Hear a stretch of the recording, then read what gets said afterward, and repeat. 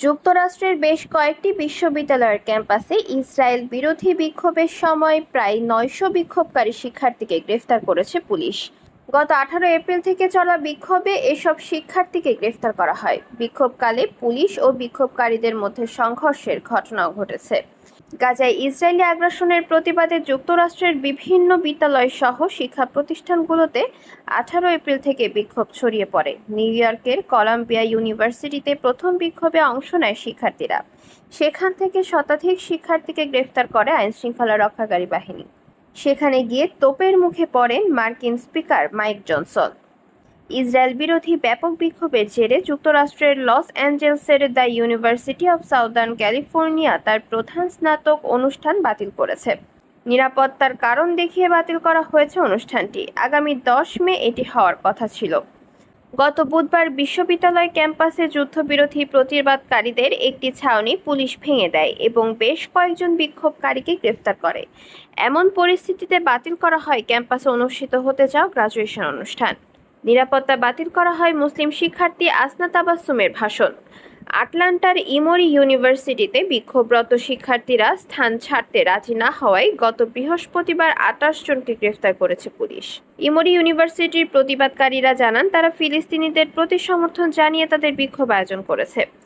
বিশ্ববিদ্যালয়ের English and indigenous বিষয়ের অধ্যাপক এমিল কেমেকে দ্য গার্ডিয়ানকে বলেন, পুলিশ ক্যাম্পাসে ঢোকার পরপরই সবাইকে জোর করে সরাতে থাকে। সশস্ত্র পুলিশ ও তাদের রাবার বুলেট এসব দেখে আমার মনে হচ্ছিল আমরা কোনো যুদ্ধক্ষেত্রে আছি।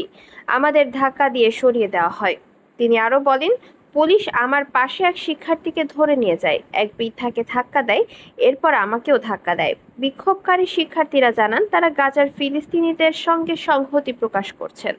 বিক্ষোভকারীদের দাবি, বিশ্ববিদ্যালয়গুলো যেন ইসরায়েলের সঙ্গে সংশ্লিষ্ট এমন সবকিছুতে বিনিয়োগ বন্ধ করে দেয় যা গাজা যুদ্ধে ইন্ধন যোগায়। সামাজিক যোগাযোগ মাধ্যমে ছড়িয়ে পড়া ভিডিওতে ২ নারী অধ্যাপককে আটক করতে দেখা যায়। এর মধ্যে এক অধ্যাপককে মাটিতে ঠেসে ধরে পুলিশ এবং আরেক পুলিশ তার হাত পিছমোড়া করে হাতকড়া পরায়। বিশ্ববিদ্যালয় কর্তৃপক্ষ এক বিবৃতিতে বলে, ক্যাম্পাসে পুলিশ প্রবেশের পর ২৮ জনকে গ্রেফতার করে।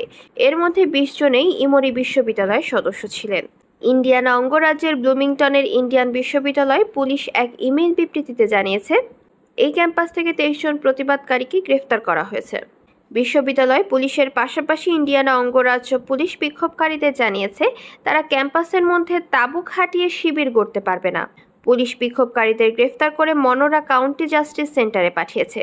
গ্রেফতারকৃত শিক্ষার্থীদের বিরুদ্ধে বাধা দান ও অপরাধমূলক অনুপ্রবেশের অভিযোগ আনা হয়েছে বলে রয়টার্স জানিয়েছে। গত শনিবার বোস্টনের North Eastern University, Arizona State University, ব্লুমিংটনের ইন্ডিয়ানা ইউনিভার্সিটি এবং সেন্ট লুইসের ওয়াশিংটন ইউনিভার্সিটিতে বিক্ষোভ থেকে ২৯০ জনেরও বেশি শিক্ষার্থীকে গ্রেফতার করা হয়েছে। ক্যালিফোর্নিয়া, জর্জিয়া এবং টেক্সাসের বিশ্ববিদ্যালয়গুলো সহ বেশ কয়েকটি বিশ্ববিদ্যালয়ের ফ্যাকাল্টি সদস্যরা শিক্ষার্থীদের জন্য তাদের সমর্থন প্রকাশ করেছে, যেখানে তারা তাদের নেতৃত্বের প্রতি অনাস্থার ভোট গ্রহণ করেছে। গত বছরের ৭ অক্টোবর ইসরায়েলি অভিযান শুরুর পর থেকে এখন পর্যন্ত গাজা উপত্যকায় প্রায় ৩৪,৫০০ ফিলিস্তিনি নিহত হয়েছেন। আহত হয়েছেন ৭৭,০০০-এর বেশি ফিলিস্তিনি।